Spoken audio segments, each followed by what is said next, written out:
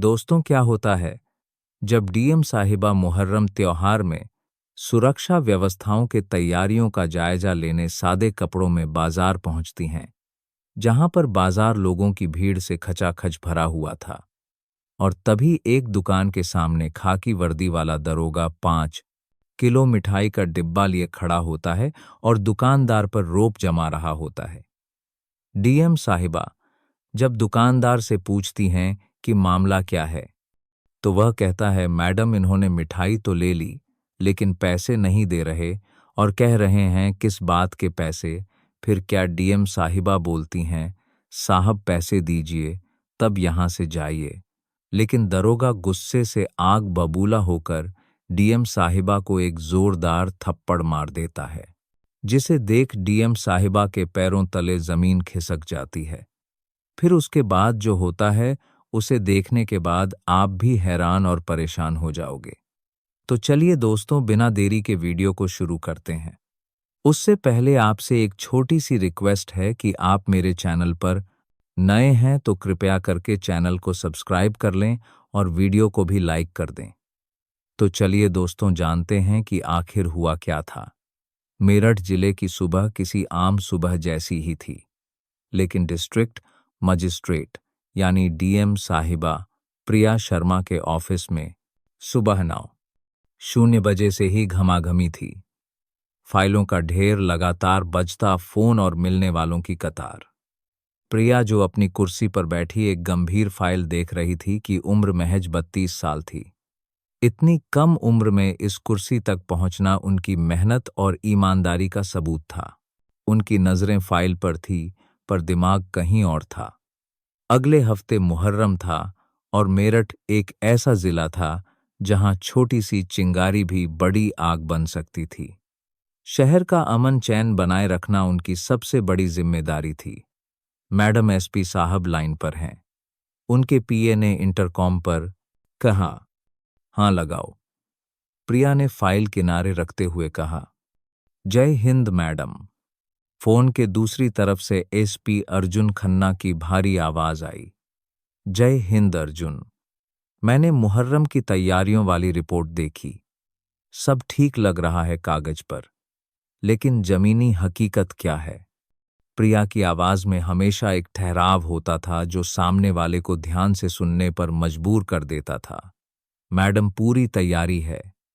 हर नाके पर फोर्स तैनात रहेगी। संवेदनशील इलाकों में ड्रोन से नजर रखी जाएगी। हमने पीस कमेटी की मीटिंग भी कर ली है। आप चिंता ना करें, सब कंट्रोल में है। प्रिया चुप रही। उन्हें सब कंट्रोल में है वाले जवाब से ही सबसे ज्यादा डर लगता था। पिछले जिले में भी उन्हें यही सुनने को मिला था और एक छोटी सी अफवाह ने माहौल बिगाड़ दिया था। उन्होंने सीखा था कि असली रिपोर्ट बंद कमरों में नहीं, जनता के बीच मिलती है। अर्जुन, मैं आज दोपहर बाद शहर का एक राउंड लेना चाहती हूं, लेकिन किसी को पता नहीं चलना चाहिए। एसपी साहब थोड़ा चौंके, मैडम, आपकी सिक्योरिटी का सवाल है। आप ऐसे अकेले, मैं अकेली नहीं हंगी। प्रिया ने उनकी बात काटी। मेरी गाड़ी थोड़ी दूर खड़ी रहेगी और मेरा सिक्योरिटी ऑफिसर सादे कपड़ों में आसपास ही होगा। मुझे बस लोगों से मिलना है, उनका मूड समझना है, देखना है कि आपकी फोर्स असल में कर क्या रही है। एसपी साहब जानते थे कि डीएम साहिबा को मनाना नामुमकिन है। वह जो ठान लेती थी वह करती थी। ठीक है मैडम, जैसा आप कहें, बस आप अपना ख्याल रखिएगा। फोन रखने के बाद प्रिया ने खिड़की से बाहर झांका। धूप तेज हो रही थी। उन्होंने फैसला कर लिया था, आज वह डीएम बनकर नहीं, एक आम औरत बनकर मेरठ की गलियों को देखेंगी। दोपहर करीब 2:00 प्रिया ने अपनी महंगी सूती साड़ी बदलकर एक साधारण सा सलवार सूट पहन लिया। चेहरे पर कोई मेकअप नहीं, हाथ में कोई महंगी घड़ी नहीं, बस कंधे पर एक सामान्य सा पर्स लटका लिया। जो भी उन्हें देखता यही कहता कि कोई आम घरेलू महिला है जो बाजार से कुछ खरीदने निकली है। रावत जी, आप मुझसे कम से कम 50 कदम की दूरी पर रहेंगे और जब तक मैं इशारा ना करूं आप सामने नहीं आएंगे, चाहे कुछ भी हो जाए। Is that clear? उन्होंने अपने सिक्योरिटी ऑफिसर को सख्त हिदायत दी। जी मैडम, रावत ने सिर झुकाकर कहा। गाड़ी शहर के सबसे पुराने और भीड़भाड़ वाले सदर बाजार से काफी पहले रोक दी गई। यहीं से प्रिया पैदल ही बाजार की तरफ बढ़ गई। बाजार अपनी पूरी रफ्तार पर था। त्योहार का मौसम होने की वजह से भीड़ कुछ ज्यादा ही थी। कहीं सेवियां बिक रही थी तो कहीं ताजों का सामान, चूड़ियों की खनक, बर्तनों की थक और लोगों का शोर। यही इस बाजार की पहचान थी। प्रिया भीड़ का हिस्सा बनकर धीरे धीरे आगे बढ़ रही थी। वह लोगों के चेहरे पढ़ने की कोशिश कर रही थी। कहीं कोई तनाव तो नहीं, कोई डर तो नहीं, लेकिन ज्यादातर लोग अपनी खरीदारी में मस्त थे। यह देखकर उन्हें तसल्ली हुई। चलते चलते वह एक मिठाई की दुकान के सामने रुकी। शंकर मिष्ठान भंडार दुकान का नाम पुराना और फीका पड़ चुका था। दुकान के अंदर एक अधेड़ उम्र का आदमी, शायद शंकर दास ही, पसीने में तर-बतर ग्राहकों को मिठाई टोल कर दे रहा था। उसकी आंखों में थकान और व्यापार की चिंता साफ झलक रही थी। प्रिया दुकान को देख ही रही थी कि उनकी नजर दुकान के बाहर खड़े एक पुलिस वाले पर पड़ी। खाकी वर्दी, कंधे पर 2 स्टार मतलब सब इंस्पेक्टर। उसके चेहरे पर अजीब सा घमंड और अकड़ थी। हाथ में मिठाई का एक बड़ा सा डिब्बा था जो कम से कम 5 किलो का रहा होगा। वो दरोगा जिसका नाम राकेश पवार था, दुकानदार शंकर दास पर चिल्ला रहा था। अरे ओ शंकर, जल्दी कर, कितना टाइम लगाएगा? साहब, लोगों के पास तेरी तरह फालतू टाइम नहीं होता। दरोगा की आवाज में रोब था। शंकर दास ने एक ग्राहक को निपटाकर हाथ जोड़े। बस दरोगा जी, 1 मिनट, यह आपका बिल। बिल। दरोगा राकेश जोर से हंसा। उसकी हंसी में मजाक कम, अपमान ज्यादा था। किस बात का बिल बे? तू जानता नहीं मैं कौन हूं? इलाके के दरोगा से पैसे मांगेगा तू? तेरी दुकान कल से यहां दिखी तो टांगे तोड़ दूंगा। शंकर दास का चेहरा सफेद पड़ गया। उसकी आंखों में बेबसी उतर आई। नहीं नहीं दरोगा जी, मेरा वो मतलब नहीं था। आप तो हमारे माई बाप हैं। बस वह त्योहार का टाइम है, उधारी बहुत हो गई है, घर में बच्ची बीमार है, उसकी दवा तो मैं क्या करूं? राकेश पवार ने उसे घूर कर देखा। अपनी बच्ची की बीमारी का रोना मेरे सामने मत रो, मिठाई दे, और चुपचाप खड़ा रहा। आसपास के कुछ दुकानदार और ग्राहक यह सब देख रहे थे, लेकिन किसी की हिम्मत नहीं हुई कि कुछ बोले। सबने अपनी नजरें झुका ली। यह रोज की बात थी। वर्दी का खौफ ऐसा ही होता है। शंकर दास की आंखों में आंसू आ गए थे, जिन्हें वह अपने पसीने के साथ पोंछने की नाकाम कोशिश कर रहा था। 5 किलो मिठाई का मतलब था लगभग 14,000। उसके लिए यह बहुत बड़ी रकम थी। यह उसकी बीमार बेटी की 4 दिन की दवा का खर्चा था। लेकिन वह कर भी क्या सकता था? इस वर्दी वाले से दुश्मनी मोल लेकर वह इस बाजार में एक दिन भी नहीं टिक सकता था। उसने कांपते हाथों से मिठाई का डिब्बा दरोगा की तरफ बढ़ा दिया। प्रिया, जो अब तक चुपचाप यह सब देख रही थी, का खून खौल उठा। यही वह जमीनी हकीकत थी जिसे देखने वह निकली थी। रक्षक ही भक्षक बने हुए थे। जिस पुलिस को लोगों की सुरक्षा करनी चाहिए, वही उन्हें लूट रही थी। उन्होंने अपने सिक्योरिटी ऑफिसर रावत की तरफ देखा, जो थोड़ी दूरी पर भीड़ में ही खड़ा था। रावत ने आंखों ही आंखों में पूछा, मैडम कुछ करूं? प्रिया ने सिर हिलाकर मना कर दिया। आज वह इस मामले को डीएम बनकर नहीं, एक नागरिक बनकर सुलझाना चाहती थी। वह 2 कदम आगे बढ़ी और दुकान के काउंटर पर पहुंच गई। प्रिया ने बहुत ही शांत आवाज में दुकानदार से पूछा, भाई साहब, क्या मामला है? यह साहब इतने गुस्से में क्यों है? शंकरदास ने नजर उठाकर प्रिया को देखा।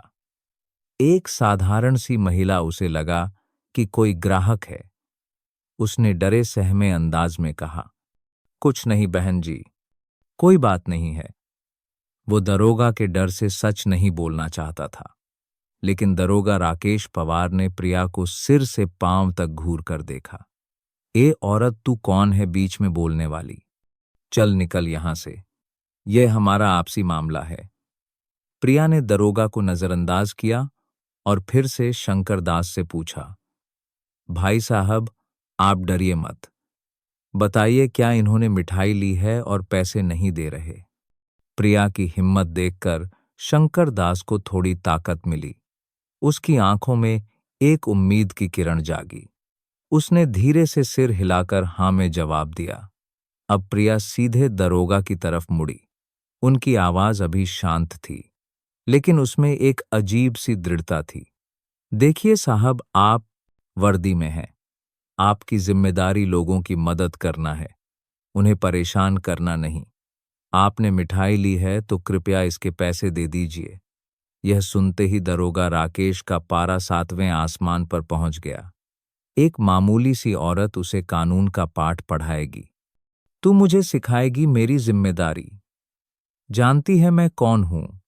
दरोगा राकेश पवार नाम है मेरा। अच्छे अच्छे पानी भरते हैं मेरे सामने। तू किस खेत की मूली है? आप कोई भी हो, प्रिया ने बिना डरे कहा। नियम तो सबके लिए बराबर होते हैं। आप एक गरीब दुकानदार का हक नहीं मार सकते। पैसे दीजिए और यहां से जाइए। अब तक दुकान के सामने अच्छी खासी भीड़ जमा हो गई थी। लोग हैरान थे कि यह औरत कौन है जिसमें इतनी हिम्मत है कि वह दरोगा राकेश से भिड़ रही है। राकेश पवार के इलाके में दहशत थी। उसे कोई ऊंची आवाज में बात नहीं करता था। राकेश को अपनी बेइज्जती महसूस हुई। भीड़ के सामने एक औरत उसे ललकार रही थी। उसका पुरुषवादी अहंकार और वर्दी का नशा सिर झड़कर बोलने लगा। अच्छा, तो तू नहीं मानेगी? वो गुर्राया। लगता है तुझे भी मजा चखाना पड़ेगा। रुक, मैं बताता हूं तुझे नियम कानून। वह एक कदम आगे बढ़ा। उसकी आंखें गुस्से से लाल थी। प्रिया अपनी जगह पर स्थिर खड़ी रही। उनके चेहरे पर डर का कोई भाव नहीं था। उन्हें लगा था कि दरोगा भीड़ के सामने अपनी होती बेइज्जती से तिलमिलाए दरोगा राकेश पवार ने अपना आपा खो दिया। उसने सोचा भी नहीं कि वह क्या करने जा रहा है। वर्दी का नशा, अहंकार और गुस्सा, इन तीनों ने मिलकर उसकी बुद्धि हर ली थी। उसने अपना दाहिना हाथ उठाया और पूरी ताकत से प्रिया शर्मा के गाल पर दे मारा। छठा आग एक पल के लिए सब कुछ थम गया। बाजार का सारा शोर जैसे एक ही पल में सन्नाटे में बदल गया। हवा रुक गई, लोगों की सांसें अटक गई। प्रिया का सिर एक तरफ घूम गया। उनके गाल पर 5 उंगलियों के निशान छप गए थे। कान में एक अजीब सी साईं साईं की आवाज होने लगी थी। गाल पर जलन से ज्यादा उनके दिल में एक गहरी चोट लगी थी।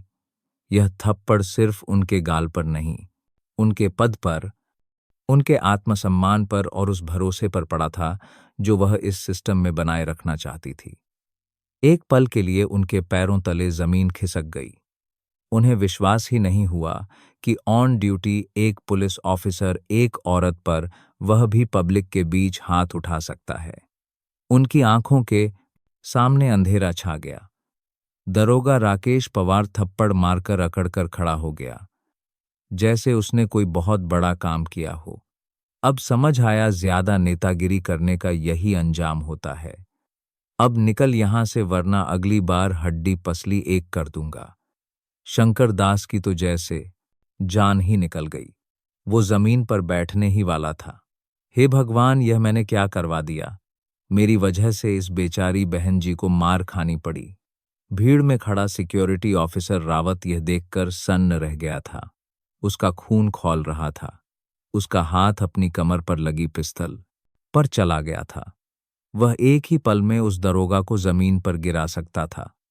उसने आगे बढ़ने के लिए कदम बढ़ाया, लेकिन फिर उसे प्रिया का आदेश याद आया, जब तक मैं इशारा ना करूं तुम सामने नहीं आओगे। और प्रिया ने कोई इशारा नहीं किया था। एक सेकंड गुजर रहा था।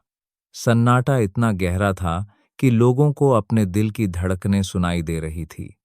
प्रिया ने धीरे धीरे अपना चेहरा सीधा किया।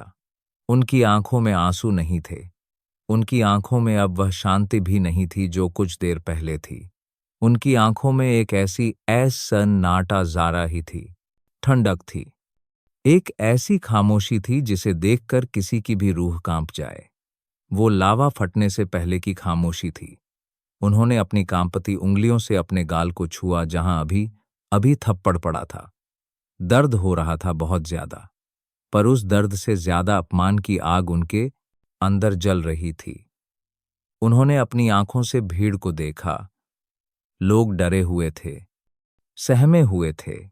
किसी की हिम्मत नहीं थी कि वह आगे बढ़कर कुछ कहे।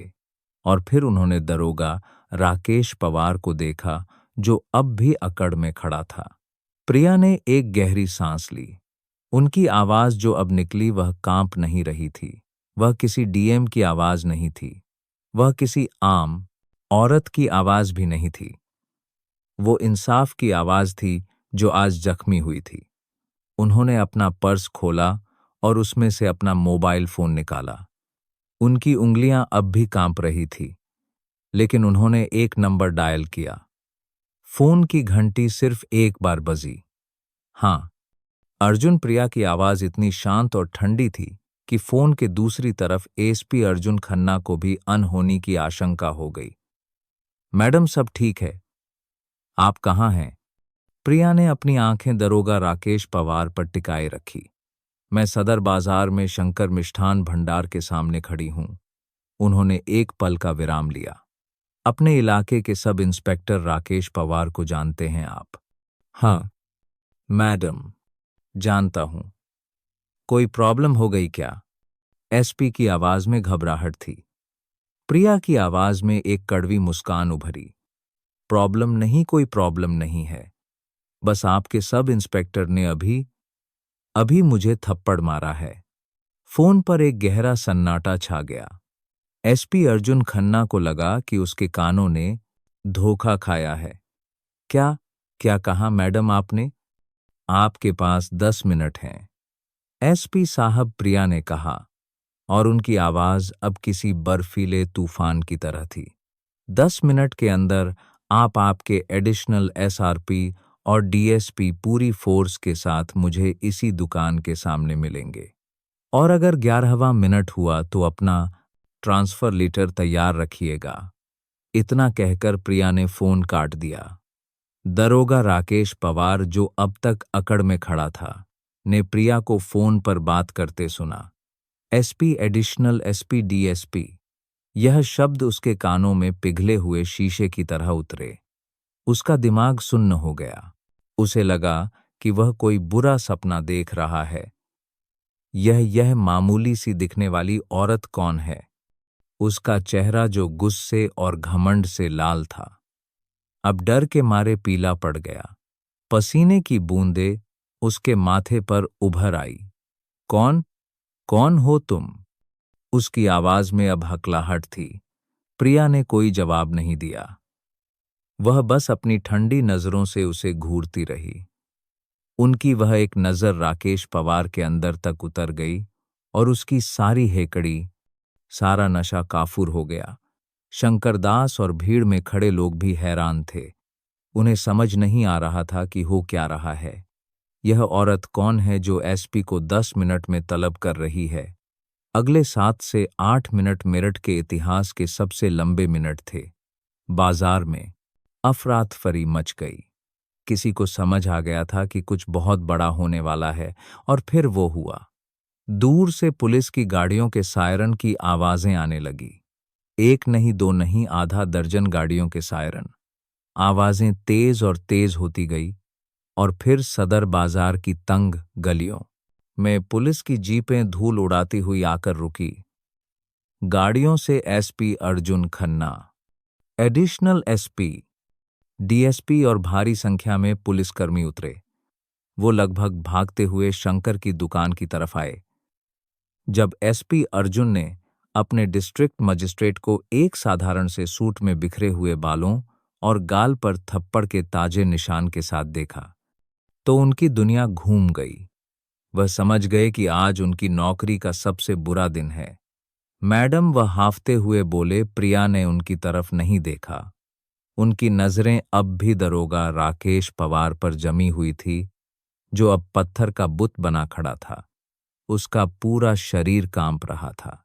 एसपी साहब, प्रिया की आवाज में वही बर्फीली ठंडक थी। यह हैं आपके बहादुर सब इंस्पेक्टर राकेश पवार। इनसे मिलिए।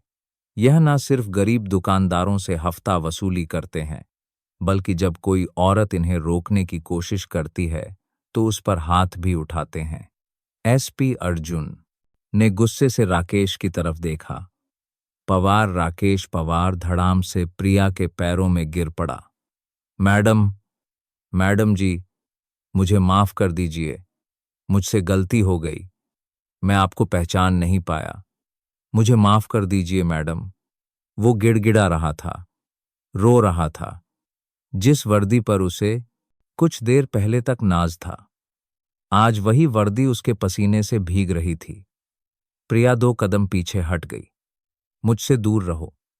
तुमने मुझे नहीं, इस वर्दी को, इस देश के कानून को थप्पड़ मारा है, और तुम्हें माफी मुझसे नहीं, कानून से मांगनी होगी।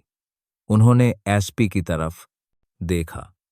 अर्जुन, मैं चाहती हूं कि इस शख्स के खिलाफ अभी इसी वक्त 3 एफआईआर दर्ज हो। पहली शंकर दास जी की तरफ से जबरन वसूली और धमकाने की। दूसरी मेरी तरफ से एक सरकारी अफसर को उसकी ड्यूटी करने से रोकने और मारपीट करने की। और तीसरी डिपार्टमेंट की तरफ से वर्दी पहनकर जनता के साथ दुर्व्यवहार करने और पुलिस की छवि खराब करने की सस्पेंशन नहीं। प्रिया ने आगे कहा, मुझे इसका टर्मिनेशन चाहिए। इसे अभी अरेस्ट कीजिए और हथकड़ी लगाकर यहां से ले जाइए, ताकि हर कोई देखे कि कानून तोड़ने वाले का अंजाम क्या होता है, चाहे वह वर्दी में हो या बिना वर्दी के। एसपी ने तुरंत अपने मातहतों को आदेश दिया। 2 कांस्टेबलों ने राकेश पवार को उठाया, उसके हाथों में हथकड़ी लगाई। कुछ मिनट पहले जो इलाके का शेर बना घूम रहा था, अब एक भीगे हुए चूहे की तरह गिड़गिड़ा रहा था। प्रिया अब दुकानदार शंकर दास की तरफ मुड़ी, जो अब भी सदमे में था। उन्होंने अपने पर्स से 2000 का नोट निकाला और उसकी तरफ बढ़ाया। शंकर दास जी, यह आपकी मिठाई के पैसे हैं। शंकर दास ने हाथ जोड़ दिया। नहीं, नहीं मैडम जी, यह आप क्या कर रही हैं? आपने आज जो किया है उसके बाद तो मैं अपनी पूरी दुकान आप पर लुटा दूं। आपने आज हमें बचा लिया मैडम। उसकी आंखों से आंसू बह रहे थे, लेकिन यह बेबसी के नहीं, शुक्रगुजारी के आंसू थे। यह मेरा फर्ज था। प्रिया ने नरमी से कहा, और आप डरिए मत। मैं आपको और आपके परिवार को पूरी सुरक्षा दूंगी। आप बस निडर होकर अपनी गवाही दीजिएगा। उन्होंने भीड़ की तरफ देखा, जो अब सम्मान और आश्चर्य से उन्हें देख रही थी। उन्होंने जोर से कहा, आप सब सुन लीजिए। कानून सबके लिए बराबर है। अगर कोई भी अफसर या कोई भी इंसान आपको डराता है, धमकाता है, तो चुप मत रहिए। आवाज उठाइए। मैं और मेरा प्रशासन आपके साथ खड़ा है। उस दिन मेरठ के सदर बाजार ने जो देखा, वह सालों तक एक मिसाल बना रहा। लोगों ने देखा कि कैसे एक अकेली सादे कपड़ों में आई महिला ने वर्दी के घमंड को चूर चूर कर दिया। जब प्रिया अपनी गाड़ी में वापस बैठ रही थी, तो उनके गाल पर अब भी दर्द था, लेकिन उनके दिल में एक अजीब सी शांति थी। आज उन्हें चोट लगी थी, लेकिन शायद इस एक चोट ने कई लोगों को भविष्य में चोट खाने से बचा लिया था। उन्हें एहसास हुआ कि असली ताकत बड़ी बड़ी गाड़ियों और सिक्योरिटी में नहीं, बल्कि सही के लिए खड़े होने की हिम्मत में होती है। और वह हिम्मत आज उन्होंने दिखाई थी। मेरठ में मुहर्रम शांति से गुजरा, शायद पहले से भी ज्यादा शांति से, क्योंकि उस दिन लोगों ने कानून पर अपना भरोसा वापस जीत लिया था। अगली सुबह मेरठ के अखबारों की हेडलाइन एक ही थी, सादे कपड़ों में डीएम नंगे हाथों पकड़ा घूसखोर दरोगा। जब डीएम साहिबा को पड़ा थप्पड़, दरोगा सस्पेंड और गिरफ्तार। सदर बाजार में इंसाफ का तमाशा। प्रिया शर्मा अपने ऑफिस में बैठी चाय पी रही थी और सामने रखे अखबारों को देख रही थी।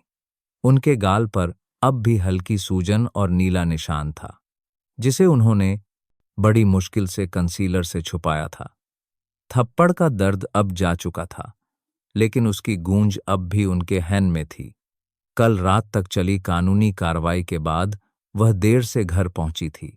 उनके पति, जो दिल्ली में एक आर्किटेक्ट थे, ने वीडियो कॉल पर उनका सूजा हुआ गाल देखकर आसमान सिर पर उठा लिया था।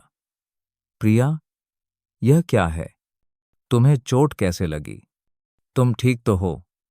मैं कह रहा था मत जाओ इस झंझट में। मैं पहली फ्लाइट पकड़ कर आ रहा हूं। वह बेहद परेशान थे। प्रिया ने उन्हें शांत किया। रिलैक्स समीर, मैं बिल्कुल ठीक हूं। और तुम आओगे तो यहां का काम कौन देखेगा? It's part of the job. यह छोटी मोटी खरोचें तो लगती रहती हैं। खरोच प्रिया, किसी ने तुम पर हाथ उठाया, यह छोटी बात नहीं है। और अब वह अपनी सही जगह पर है समीर। सलाखों के पीछे कभी कभी सिस्टम की गंदगी साफ करने के लिए हाथ गंदे करने पड़ते हैं। तुम चिंता मत करो, मैं अपना ख्याल रख सकती हूँ। पति को समझाने के बाद वह सो तो गई, लेकिन मन में एक बेचैनी थी। राकेश पवार सिर्फ एक मोहरा था। वह जानती थी कि इतना घमंड और इतनी हिम्मत किसी अकेले मामूली सब इंस्पेक्टर में नहीं हो सकती। उसके वोहेले पीछे जरूर कोई बड़ी ताकत होगी, कोई ऐसा जिसे उसकी हफ्ता वसूली का हिस्सा मिलता होगा। मैडम, एसपी साहब मिलना चाहते हैं। उनके पीए आवाज ने उन्हें ख्यालों से बाहर निकाला। भेजो। एसपी अर्जुन खन्ना अंदर आए। उनके चेहरे पर कल की घटना की शर्मिंदगी की और आज का तनाव साफ था। जय हिंद मैडम। जय हिंद अर्जुन। बैठिए, कुछ पता चला कौन है इस राकेश पवार के पीछे? प्रिया सीधे मुद्दे पर आई। अर्जुन थोड़ा झिंझ के, मैडम, पवार का रिकॉर्ड खंगाला है। करप्ट अफसर है। पहले भी शिकायतें आई थी, लेकिन हर बार किसी न किसी तरह बच निकलता था। उसके ताल्लुकात सत्ताधारी पार्टी के लोकल एमएलए गजेंद्र सिंह से हैं। प्रिया ने नाम सुनते ही अपनी आंखें सिकोड़ ली।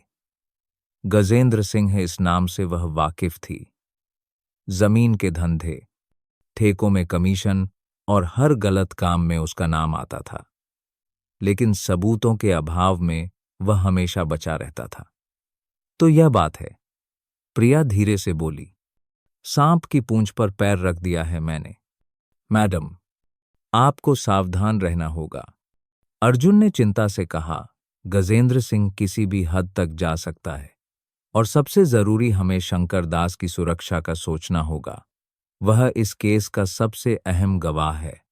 प्रिया ने एक गहरी सांस ली। आप ठीक कह रहे हैं। शंकर दास की हिम्मत की वजह से ही हम पवार को पकड़ पाए। उसकी सुरक्षा हमारी जिम्मेदारी है।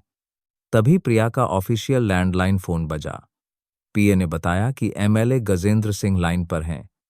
प्रिया ने अर्जुन को आंखों से रुकने का इशारा किया और फोन उठाया। हाँ, डीएम मेरठ बोल रही हूं।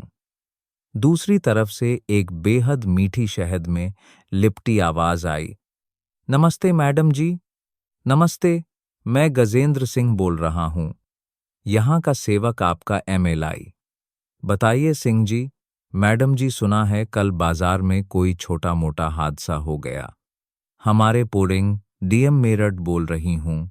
पुलिस वाले भी ना बेचारे दिन रात धूप में खड़े रहते हैं। दिमाग घूम जाता है कभी कभी। लड़का है, गलती हो गई। आप तो जिले की माई बाप हैं। बड़ा दिल रखिए, मामला रफा दफा कर दीजिए। मैं उस लड़के को आपके पैरों में लाकर पटक दूंगा माफी के लिए। प्रिया का खून खौल उठा। कितनी बेशर्मी से एक अपराधी को बचाया जा रहा था। एमएलए साहब, एक ऑन ड्यूटी अफसर ने हफ्ता वसूली की और एक औरत पर हाथ उठाया। आपके लिए यह छोटा मोटा हादसा होगा, मेरे लिए यह कानून का मजाक है, और कानून अपना काम करेगा।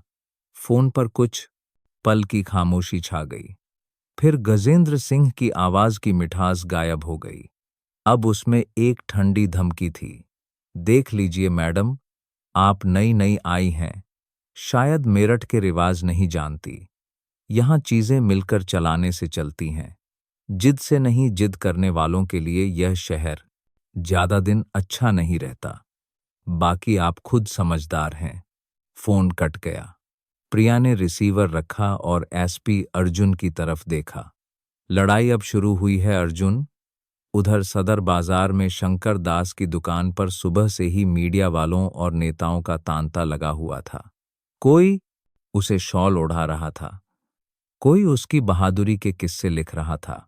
शंकर दास को यह सब अजीब लग रहा था। वह तो एक सीधा साधा दुकानदार था। उसने तो बस डर के मारे सच बोला था। लेकिन जैसे जैसे दिन ढला माहौल बदलने लगा। रात के करीब 10:00 जब शंकर दास दुकान बंद करके घर पहुंचा तो उसकी पत्नी ने चिंता से कहा, जी मोहल्ले में 2 अजीब से लोग आपके बारे में पूछ रहे थे। शंकर दास ने बात को अनसुना करने की कोशिश की। अरे दिन भर इतने लोग आए, कोई और होगा।